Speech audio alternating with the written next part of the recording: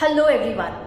Today I am here to have a direct conversation with all the students from standard 7 to any college goer.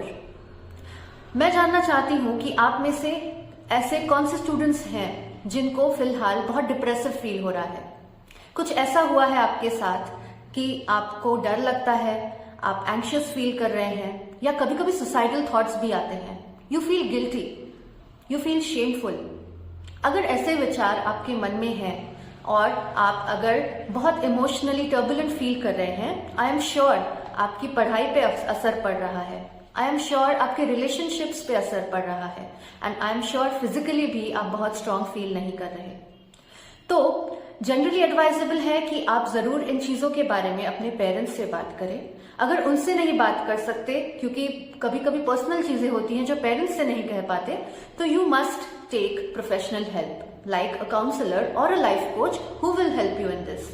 But for now, I want to give you some wonderful steps to deal with such kind of emotions. So do not worry, I'm here to help you out in this. Hurry up and get a pen and a paper to write down those steps. Okay, so let's begin. ये समझने की कोशिश पहले हम करते हैं कि जब हम बहुत हर्ट फील करते हैं या बहुत डर लगता है किसी चीज से या बुरा लगने लगता है, डिप्रेसिव फील करते हैं, तो क्या वजह हो सकती है। वजह होती है कुछ गलत हुआ है, wrong doing, right. So wrong doing may be for various reasons. पहली रीजन हो सकती है कि आपकी खुद की गलतियों की वजह से आपके खुद के कुछ ऐसे एक्शंस हुए हैं जिस वजह से अब आपको बहुत गिल्टी फील हो रहा है। सेकेंडली, किसी और ने आपसे इस तरह से बर्ताव किया है, उनके बिहेवियर या उनके अब्यूजिव नेचर की वजह से आपको बुरा लग रहा है। तो आज हम डील करने वाले हैं फर्स्ट सेक्शन से, that is wrong doing of self. मतलब खुद की अगर कुछ गलतियां हुई हैं उससे हम डील करेंगे। ओके, तो इसको रॉन्ग डूइंग ऑफ सेल्फ को और अच्छे से समझने के लिए मैं कुछ एग्जाम्पल्स दे रही हूं। इसके अलावा भी हो सकता है, but these examples might help you understand. First example is, हो सकता है आप अपने पेरेंट्स से कुछ छुपा रहे हैं या झूठ बोल रहे हैं। हो सकता है आप घर से अपनी कुछ जरूरतें पूरी करने के लिए चोरी कर रहे हैं, you are stealing something from home. Secondly, it might be addiction to any kind of alcohol, tobacco और even porn. Thirdly, it might be about your studies. आपको पढ़ाई में अच्छे से परफॉर्म नहीं कर पाने की वजह से या मेहनत कम करने की वजह से you have got less score और यू हैव फेल्ड, तब आपको डिप्रेसिव फील हो रहा है। तो सेल्फ रॉन्ग डूइंग के रीजंस बहुत सारे होंगे, लेकिन हो क्या रहा है ये समझिए अच्छे से। ये कुछ भी गलत चीज जो आपने की, ये आपको एक नेगेटिव लूप में डाल रही है। नेगेटिव लूप में डाल रही है मतलब आपने कुछ गलत किया, उसकी वजह से आपके फीलिंग्स, आप डिप्रेसिव फील कर रहे हैं, नेगेटिव फील कर रहे हैं, आपको डर लग रहा है, उस वजह से आप पॉजिटिव एक्शंस नहीं ले पाते।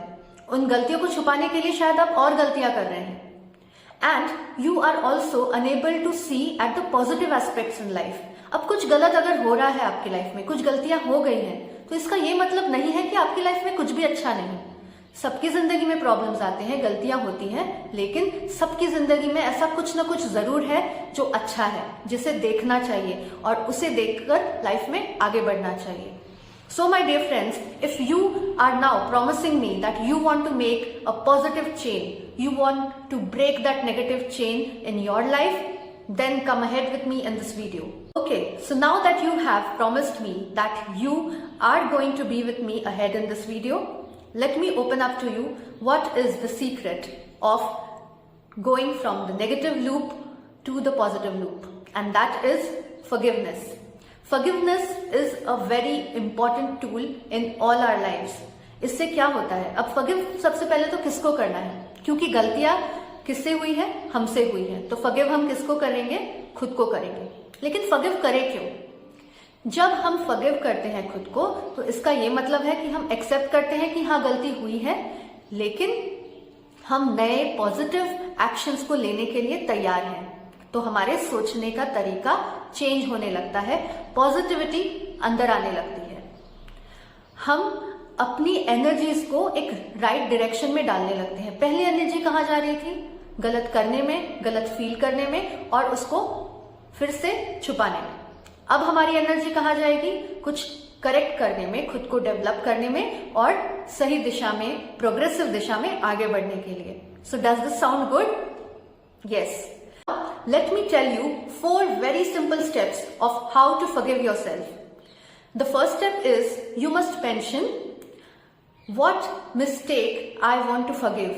मेरी कौन सी गलती को मैं खुद माफ करना चाहता हूं या चाहती हूं. For example, I have failed in exam. तो मैं क्या लिखूंगी? I want to forgive myself for failing in the examination. आप अपने रीजन लिखेंगे. Second question, what are my current unhappy feelings? Of course we are unhappy, तो हमारे feelings negative रहेंगे, लेकिन उसको प्रिसाइजली लिखना. जैसे अब क्योंकि मैं एग्जाम में फेल हुई हूं, एग्जैक्टली कैसे फील हो रहा है मुझे? आई फील शेमफुल, क्योंकि दोस्तों को तो अच्छे मार्क्स मिले, I have not got good marks, I have failed. I feel guilty, parents and teachers told me to study, लेकिन मैंने उनकी बात नहीं मानी.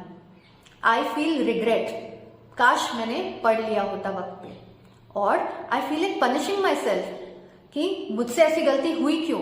I will punish my self. इस तरह के नेगेटिव थॉट्स मेरे दिमाग में, अनहैप्पी थॉट्स आ रहे हैं, जो मुझे प्रिसाइजली बहुत सटीक तरीके से मेंशन करने हैं.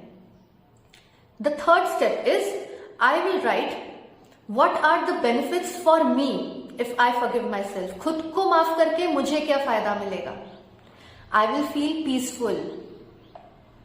मेरे मन में शांति रहेगी कि ठीक है, एक्सेप्टेंस है, मैंने गलती की, लेकिन अब मुझे आगे बढ़ना है, उसे सुधारना है. ये सोच ही आपको बहुत पॉजिटिव फील कराएगी. You will feel peaceful, you will feel positive. तो ये मेरा बेनिफिट हुआ. And I will feel happier and motivated to progress. Now the last and the fourth step is writing a forgiveness affirmation.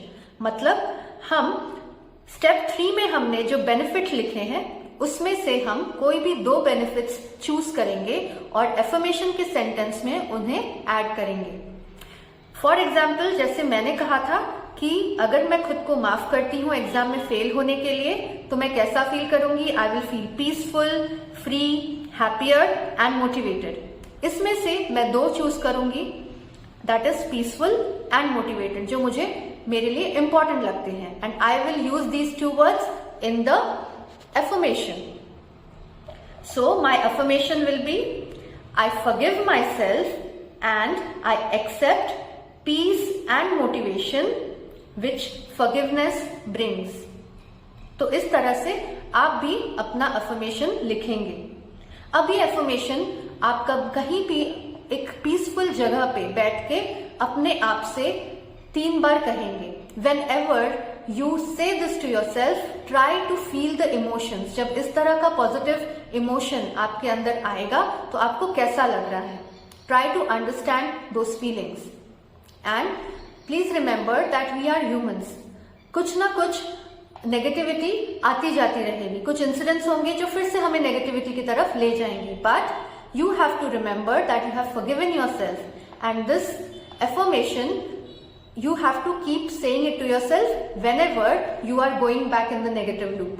So all my dear students, life is surely not a bed of roses, but you have to keep an approach of a warrior. The mistakes that you make, you must learn to accept the mistakes, try to forgive yourself and come up with strategies that will help you improve your way towards life. Have a lovely life ahead.